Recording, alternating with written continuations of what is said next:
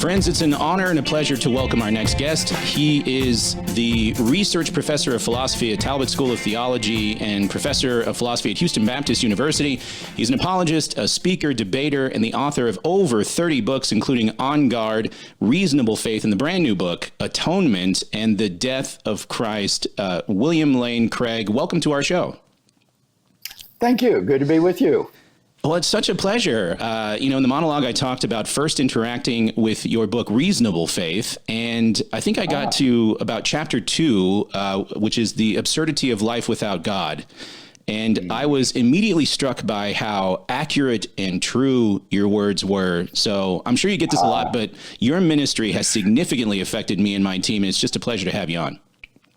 Well, thank you very much. That chapter was reflective of my own experience as a non-Christian. I felt deeply the despair and the darkness of a non-Christian world doomed to end in death. So that very much reflected my own pre-Christian experience. Yeah, it really resonated with me as well. I had a similar experience. But we are interested in just starting out finding out about your origin story. So maybe we could start here, and you could tell us how you got started in apologetics in the first place. Was it immediately after becoming saved, or did it take a while? Well, as I mentioned, I came out of this non-Christian background. So when I did become a Christian my junior year in high school, I was immediately confronted with having to explain to my family and to my friends in high school why I had taken this radical step. And so right from the beginning, I was involved in giving reasons for my newfound faith. But that interest then became sharpened and deepened through my 4 years that I spent at Wheaton College. Wheaton is a Christian liberal arts institution which seeks to integrate your faith and your learning, to develop a Christian worldview. And it was at Wheaton that the vision of having a ministry of sharing the gospel in the context of giving an intellectual defense of the Christian worldview really took shape. Okay.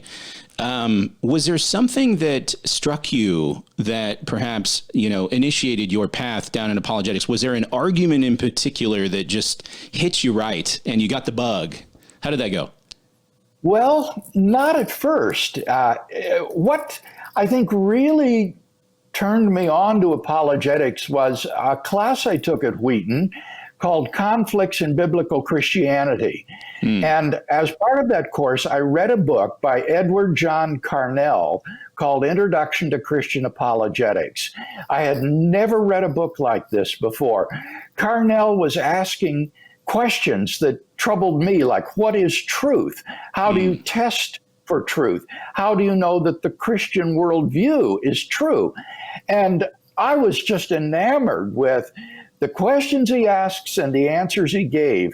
And so it was really Carnell that quickened my interest in apologetics as a discipline. That's good. Was there like some books that you? So I think of my own experience getting into apologetics initially after becoming saved. I think I immediately discovered Francis Schaeffer, the Francis Schaeffer trilogy. Yes. Started reading that. Yes. Were there books also that shaped your views early on? Well, at Wheaton, Francis Schaeffer in the late 60s and early 70s was something of the darling of the Christian subculture. And so Schaeffer was very popular at that time. He spoke on campus in chapel. I heard him myself in person. But you see, the problem is that Schaeffer only had a negative apologetic for Christianity. His apologetic consisted entirely of showing that if there is no God, then it leads to despair and absurdity, and culture and society go down the drain into an unlivable worldview. So it was very, very effective in showing the negative consequences of Christianity is not true, But he never answered the question, well, how do we know that it really is true? Maybe things really are this awful. Bertrand Russell once said that only when you understand that the world really is a paradise are you ready to come to terms with life. And Schaeffer never gave an answer of that. Gave an answer to that problem. And so it was only later then, beginning with Carnell, and then later on, that I began to discover positive reasons for Christian belief. I see. Well, you mentioned, Francis Schaeffer dealing with the culture of the time. I remember Schaeffer talking quite a bit. And of course, Schaeffer was the 1960s and 70s. Was that about it? Yes. Yeah. And kind of looking out at the cultural landscape and dealing with the end of, I guess, the modern era, moving into the postmodern era. So what was the worldview of the culture like when you got started in apologetics? How would you describe that? Well, I don't think that it was all that different than it is today. You see, I don't agree or think that we live in a postmodern culture. I think that our culture in the West remains at heart deeply modernist. And the worldview is basically that science and technology give us the objective truth about the world, but that religion and ethics are a matter of personal taste and emotive expression. And that was the view back then, and I think it's pretty much still the same way today. Yeah. People are not relativistic about medicine, science, technology. They're relativistic about ethics and religion. And you see, that's not postmodernism. That's modernism. Right. No, that's good. So then would you say that just the values have shifted then, if not the worldview of the culture? Yes. It's so interesting. What we are going through now in the West, and particularly in the United States, is so reminiscent of the late 1960s in the aftermath or during the Vietnam War.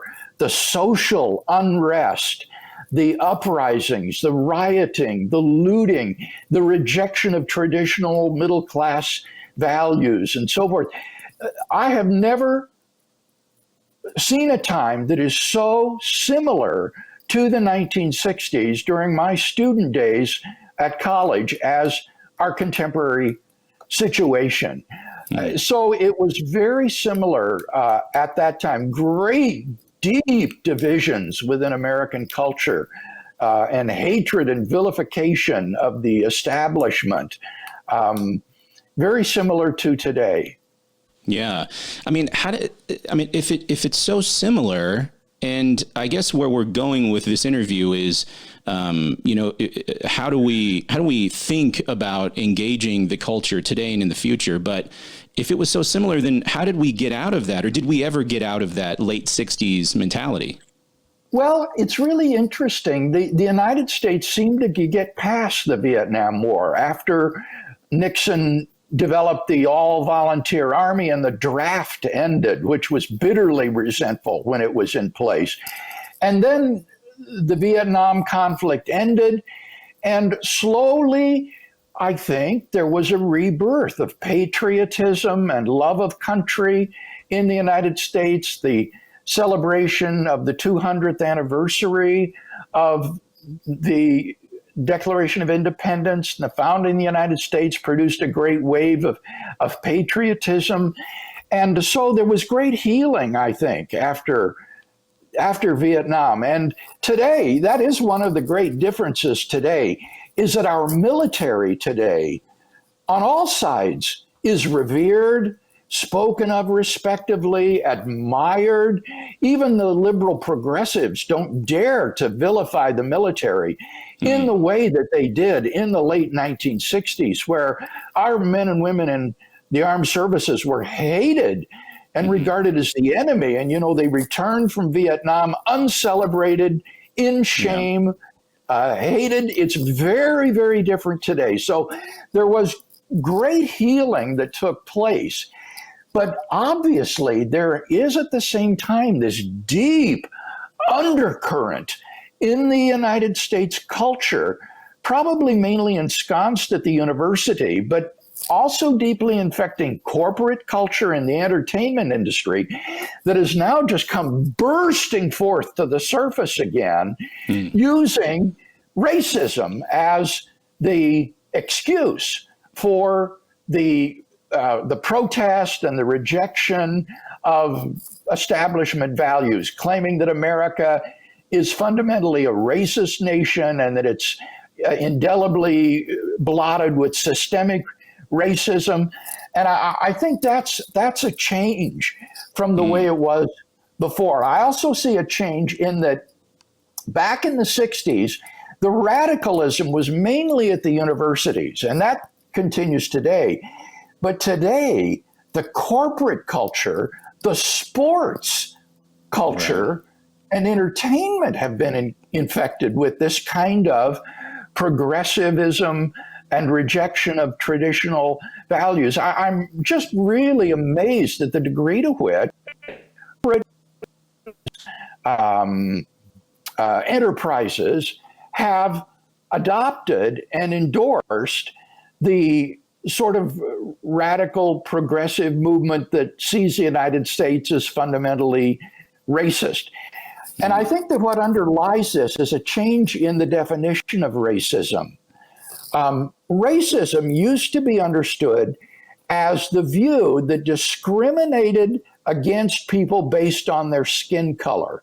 If you discriminated against people based on their skin color, then that was racist. But that's not racist anymore.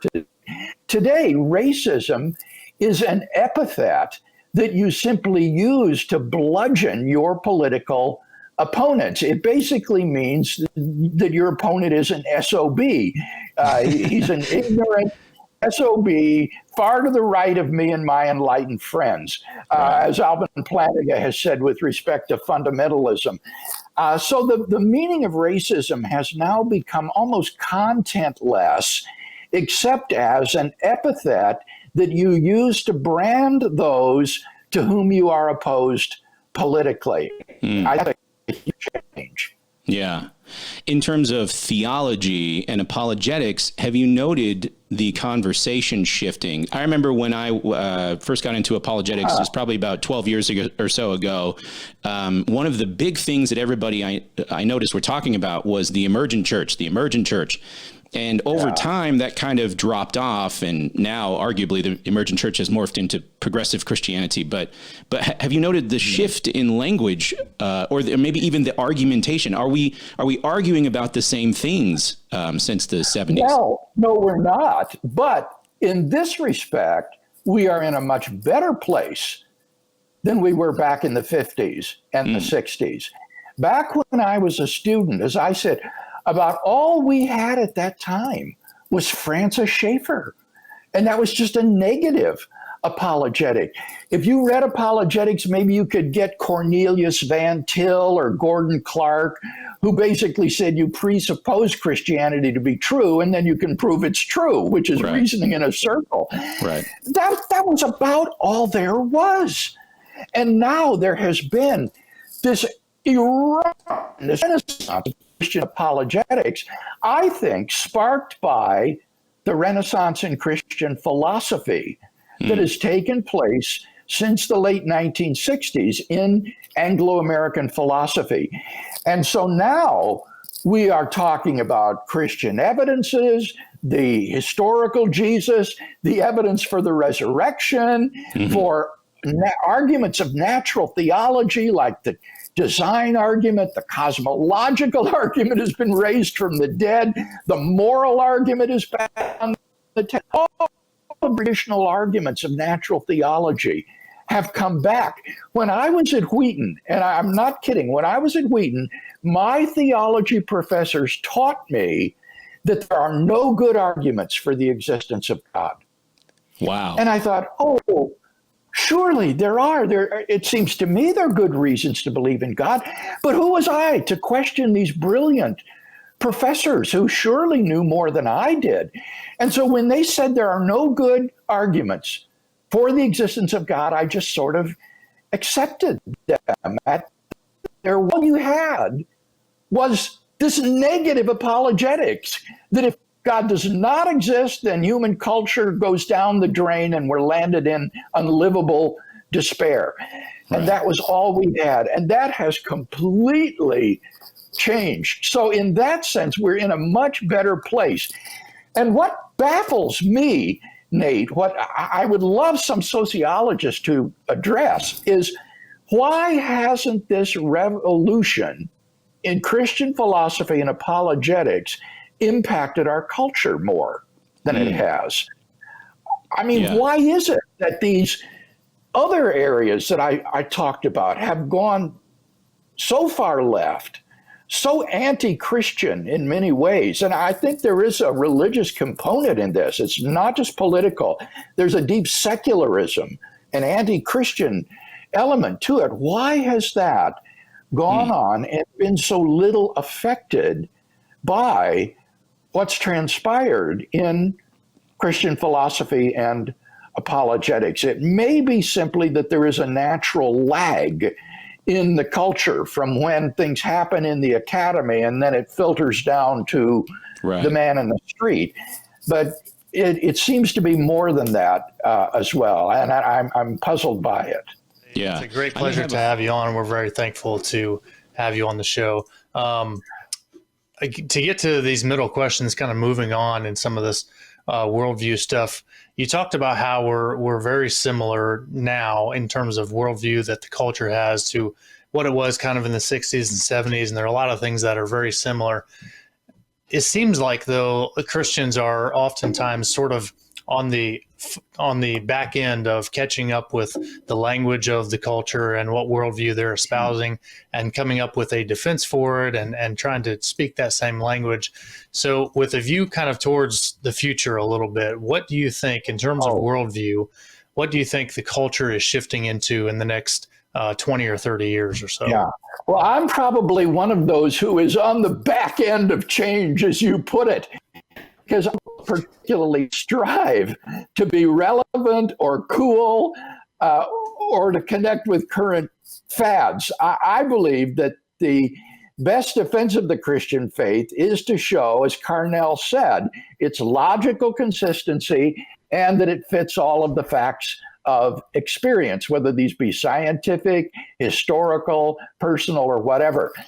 Now, in terms of where the culture is moving, I do think that there's a tremendous challenge from religious pluralism that we are having to deal with, namely the idea that there is no objective God, but that is purely subjective, and that therefore all religions are equally valid approaches to God.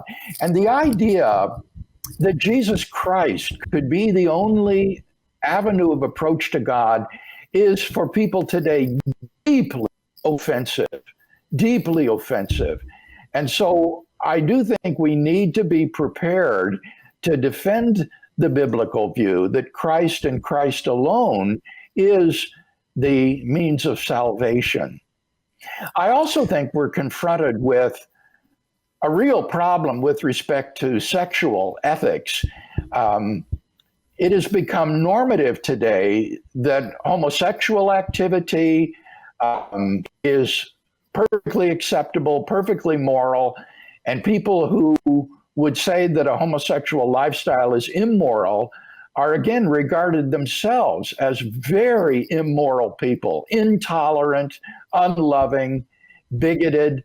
And this is a real problem because I don't think we can compromise on biblical sexual ethics, which I think says that sexuality is to be reserved for the safe confines of heterosexual marriage.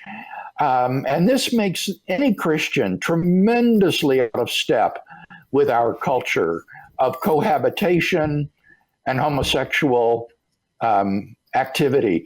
And so that's an area that I don't work in, but I do think we need people who are working in sexual ethics to be able to defend the biblical sexual ethic against the currents of our culture today. Those are both good points.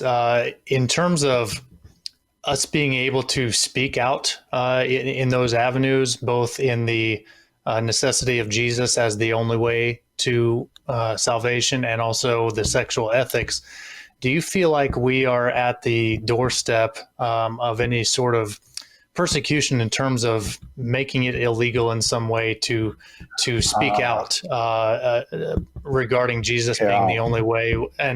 And when I ask this question, I kind of have the idea of hate crimes now being very popular, legal maneuvering to be able to limit what people can do or what they can even say, and calling some things hate crimes. Do you feel like we're on any kind of a beginning of any kind of persecution in that way? I think the example of Canada gives real cause for worry in this regard. In Canada, the speech police, which have been so vigorously protested by people like Jordan Peterson, are dictatorial and really do threaten Christian institutions and Christian freedom of speech to express your dissenting opinion, even if you do so in a charitable way.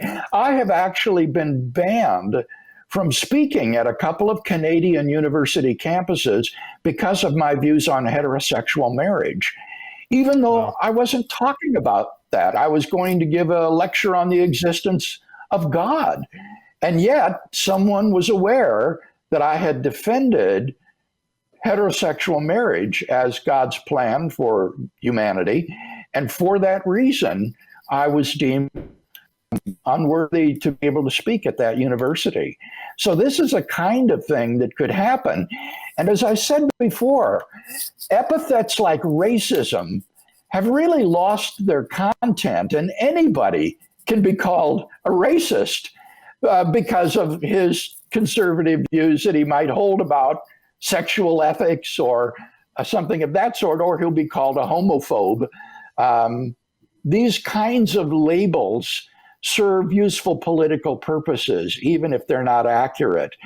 So, yeah, I do think that this is a danger that we need to be alert to, and we need to be absolutely adamant in defending freedom of speech. And that means defending the freedom of speech for those who disagree with us as well. We will be better served if we defend the freedom of speech of those on the far left, the radicals and the progressives, because that will then allow for our freedom to express dissenting opinions as well. Yeah. So moving on now, kind of stepping away from worldview a little bit and sort of big picture question here. What is your favorite apologetic argument? And this doesn't have to be, for the existence of God. It can be some sort of doctrine, the case for Jesus rising from the grave. What's your favorite apologetic argument to step through with somebody, and why is that? I suppose it would be the Kalam cosmological argument, which is the argument that I did my doctoral work on at the University of Birmingham, and which has kind of become my signature argument. It has. And then a close second, the evidence or the argument for the historicity of the resurrection of Jesus, which was the subject of my doctoral thesis at the University of Munich in Germany. So both of those are dear to my heart. So all of us know you very well for the first one you mentioned, the Kalam cosmological argument. If you could go into the other one a little bit, the evidence for the resurrection, what kind of things that strike you as the best points in that, and what are maybe some weaker ones? Take us through that a little bit. Well, I tried to summarize the evidence for the resurrection as I understood it after doing my research at Munich. And it seemed to me that the evidence for the resurrection could be summed up under three broad facts. One would be discovery of Jesus' empty tomb by a group of his female followers on the first day of the week after Jesus' crucifixion. The second fact would be the postmortem appearances of Jesus, individuals and groups of people. And the third fact would be that the original disciples suddenly and sincerely came to believe that God had raised Jesus from the dead, despite every predisposition to the contrary. And what really surprised me, Gene, was the realization that these three facts were not merely the property of evangelical scholars or conservative critics. These represent the wide majority of critics' views of the historical Jesus today. The wide majority of historical Jesus scholars affirm all three of those facts. And so the evidential base for the inference to Jesus' resurrection, I think, is remarkably firm. I think that's a good point you raised, that this is not just a Christian scholarly view. This is the view of the majority of scholars, that the discovery of the tomb, the postmortem appearances, and then the sudden change in the disciples is something that many scholars accept. I know for a lot of non-believers, they will look at the Bible and say, well, that's a biased source, and of course it says that Jesus rose from the dead, and things like this. But it's important to note out that the Bible is a piece of literature. It's an ancient text, and when examined in the same way as other ancient texts, it comes out very, very strong for the resurrection. Isn't that right? Yes, and it's more than that. It's a collection of ancient texts that was only cobbled together hundreds of years later. Originally, you had all of these separate letters and biographies and so forth, all testifying to this historical person, Jesus of Nazareth. And of course, modern critical scholars are aware of the possibility of bias and have to take that into account. And these three facts that I mentioned are firmly established on the basis of historical scholarship, despite any tainting that might be the result of Christian bias. Yeah, very, very good. So to be most effective today, a lot of young Christians are, getting into apologetics, and there's a wealth of information out there. There's no shortage of people to read about any topic. Right.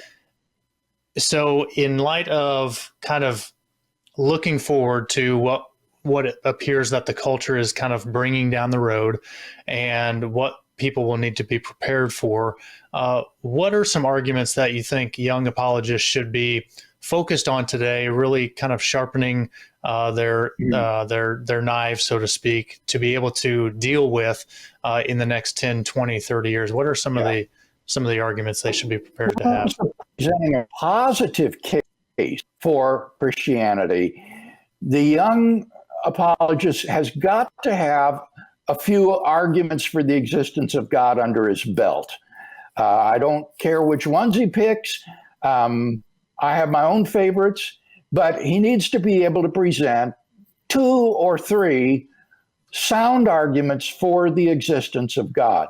Then on top of that, he needs to have some good historical argument for the person of Jesus of Nazareth, why we think Jesus is special.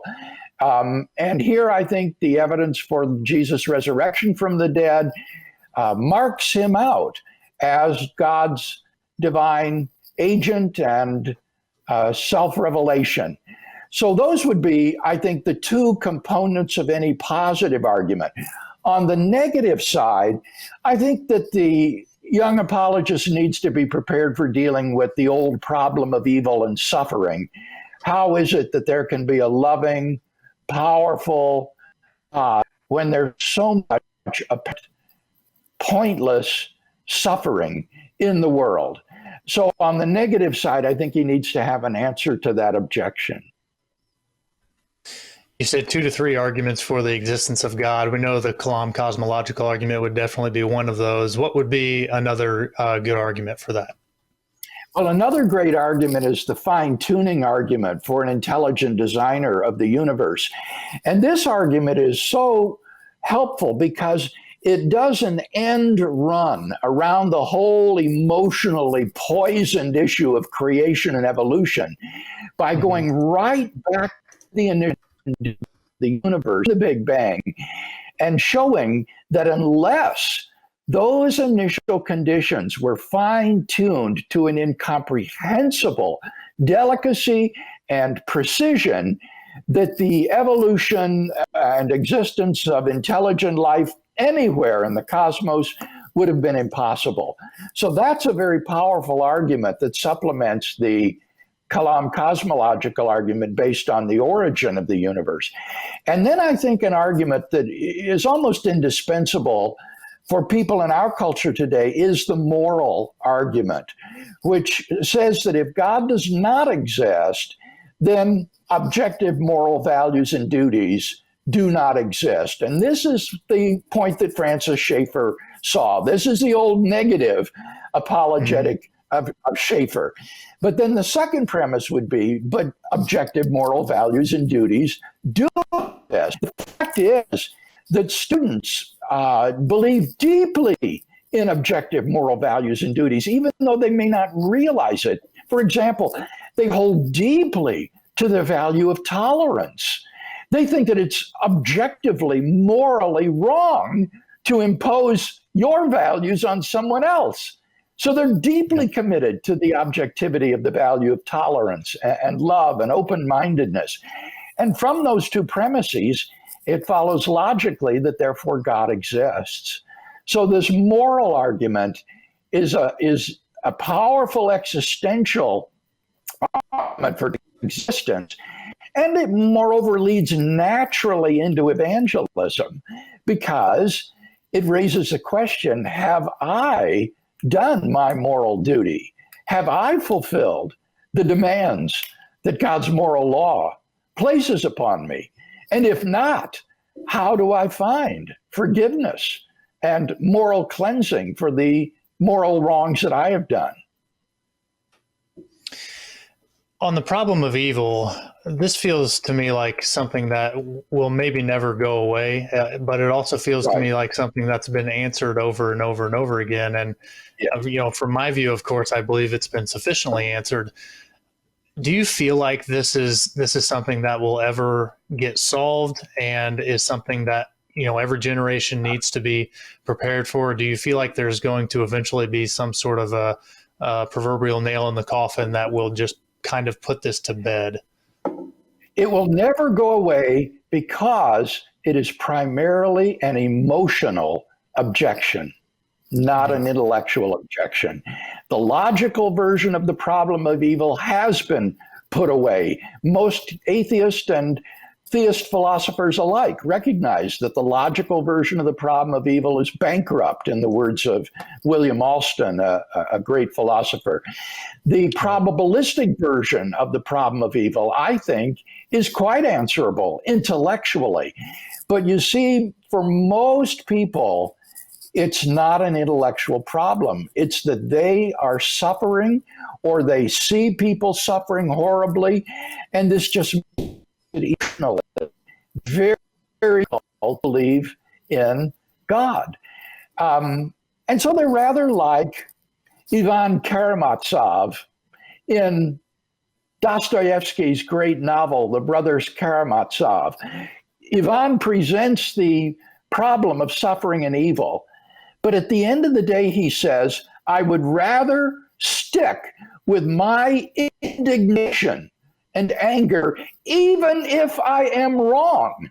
It doesn't matter if there is an intellectual solution to the problem of evil and suffering. The atheist simply rejects God, regardless of whether or not there is a good answer to the problem intellectually. Yeah, sometimes those emotional barriers are a lot more difficult to clear than the intellectual ones, even when you have good intellectual answers. And so it, like you said, it does maintain throughout the years. Before I pass you on to Logan here, and kind of hinging off the last question, what are some good books, some good materials that young apologists should start reading? If you had a person who, a new Christian, is interested in apologetics, and you wanted to give them something, to get them through their first 1 to 3 years, and then their first, 3 to 10 years or something like that, what's a good path in terms of material to be reading or authors to be following to put a young apologist on? I think a good place to begin is with Lee Strobel's book, The Case for Christ. Although this is a popular level book and very simple, it is very substantive, and it has good arguments and evidence in it. And so I think beginning with Lee's book is a great first step. And then I would recommend my own book, On Guard, which is a kind of manual for Christians in terms of presenting a positive case for their faith and answering the principal objections against it. And if you will memorize and master the arguments in On Guard, I can guarantee you, based upon decades of university evangelistic speaking, that you'll be able to deal with 95% of the questions that unbelievers bring against you when you're sharing your faith. Dr. Craig, I want to echo Gene's and Nate's sentiments. And since you brought up On Guard, I wanted to let you know that that was one of the first apologetics books I read. The first I read was The Case for Christ, and I read On Guard on the recommendation of a friend when I was in college, and it was extremely helpful. It's a favorite of my wife's too. I find it interesting, in one of your responses, you kind of talked about how the moral argument in particular, how there's a link there between negative apologetics and evangelism.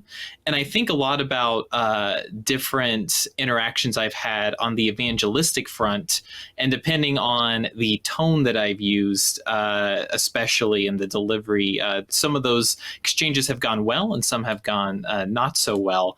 And so kind of related to that train of thought, I wondered what your thoughts were on how important the character of the apologist is for our message, and how young apologists can, how they can develop a winsome and high moral character, and how that might be helpful. I think it's inestimably important. Every time I go on debate stage at a university, I'm acutely aware that I am there as a representative of Jesus Christ, and that people need to see his character reflected in me, especially how I respond to insults and personal attacks by my opponent. We need to imbibe deeply Jesus' admonition, "Blessed are you when men persecute you and revile you and say all manner of evil against you falsely on my account. Rejoice and be glad," he says, "for your reward is great in the kingdom of heaven." And so when we hear this kind of vitriol, it's so important that we not react in kind, that we smile, that we be kind and calm. And I think that it will help to really disarm the situation if we have our emotions under control and in check. And I think the best way to do that is to have your arguments down.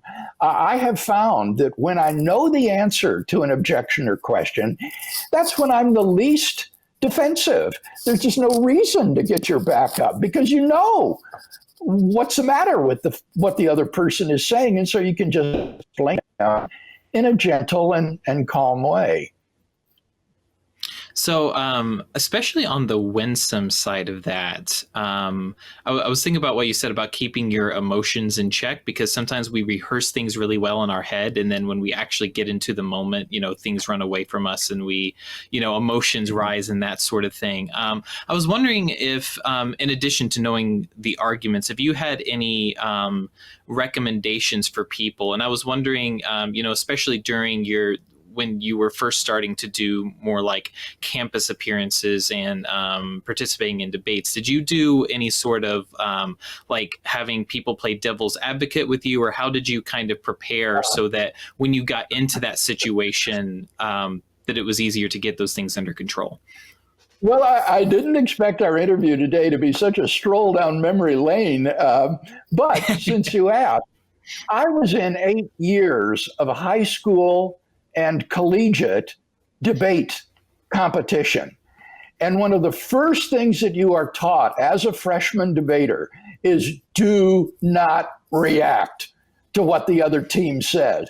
You have a poker face, you sit there passively or impassively, and you don't roll your eyes or raise your eyebrows or roll your head. You just sit there calmly and listen. And so this is, in a sense, instilled into me through my debate training, that one simply doesn't react in that kind of way. And so I do think this kind of calmness is an acquired ability that a person can develop by practice. Cool. That's great to hear. I have some friends that were very involved in debate that I know listen to the podcast. They'll be excited to hear you say that, I think. Good. So the next question I wanted to ask you was that you recently published Atonement and the Death of Christ. And I know that, you are very well known for the Kalam cosmological argument. I also know that you put a lot of time into this book, having heard you talk about the process on your own podcast, on the Reasonable Faith podcast. Mm-hmm. So I was just wondering if you could tell us a little bit about that book. This book is a robust defense of the traditional Reformation doctrine of the atonement, namely the idea that on the cross, Christ bore the suffering that we deserved as the punishment for our sins, thereby releasing us from liability to punishment and affording us a divine pardon.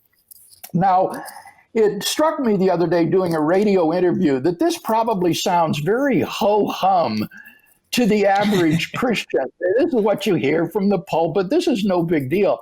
And I think the average Christian just has no idea how widely and vehemently rejected this traditional atonement is, even among Christian theologians, even among evangelical theologians. The idea that Christ paid the penalty for your sins, that he died in your place, is denounced as an impossibility and an incoherence. And so to give a defense of this classic Reformation doctrine of the atonement, I honestly think, Gene, may well be, or Logan, sorry, may well be right, the most important theological work that I've done. Wow, that's really cool. Well, and you made a great pitch for the book. So I'm curious too. This could probably be a whole podcast and an episode in of itself. But I'm wondering how was it different spending time researching the atonement as opposed to some of the other work you've done on apologetics and the cosmological argument and that sort of thing? It really was odd for me because I felt like I had put philosophy on the shelf for a couple of years, and I was immersed in Old Testament studies, studying the book of Leviticus and the Levitical animal sacrifices that were offered in the tabernacle and temple. I was reading all of this professional Old Testament literature in professional journals, attending meetings at the Society of Biblical Literature and Old Testament Studies. It was very different experience for me. And even in the philosophical parts of the atonement, what I was reading was an area of philosophy that I had previously known nothing about, and that is philosophy of law. There is a whole subdiscipline of philosophy devoted to the philosophy of law. And this would be important for people who, say, become judges or lawyers. And so I wound up reading scores of court opinions from the Supreme Court, appellate courts, various federal courts, British courts, and tons of legal literature, law journals. It was a very, very different sort of experience for me as a professional philosopher to be doing this kind of work. But as I say, I honestly think this may well be the most logical contribution that I have to make as a Christian theologian and philosopher to the Christian faith. Well, we can't wait to pick it up. I think it's available right now in bookstores everywhere. Would you say, Dr. Craig, that the atonement is also something that the apologist should be well versed in for the future? Not necessarily, unless he's going to be doing theology or philosophy of religion. Because, as I say, I don't think the average man is really aware of this debate. This is what's going on in the academy. But I never, well, unless you're dealing with Muslims, if you're doing Muslim evangelism, you'll hear objections to the atonement that an innocent third person cannot die in your place. He cannot be justly punished for your sins, and that this is something Allah would never do. Allah is too just to punish an innocent person for my wrongdoing. And so what Allah will do is simply forgive your sins without punishing anybody. And so anybody who's involved in Muslim evangelism will confront these questions of the atonement. But for the average secular, non-Christian state, I think completely clueless with regard to these matters. Well, we are just so grateful for your time, Dr. Craig. Our guest today, Dr. William Lane Craig, apologist, speaker, author of Atonement and the Death of Christ, available right now for purchase everywhere. For more from Dr. Craig, check out his website, reasonablefaith.org. Dr. Craig, thank you so much for joining us today. My pleasure. I really enjoyed our conversation.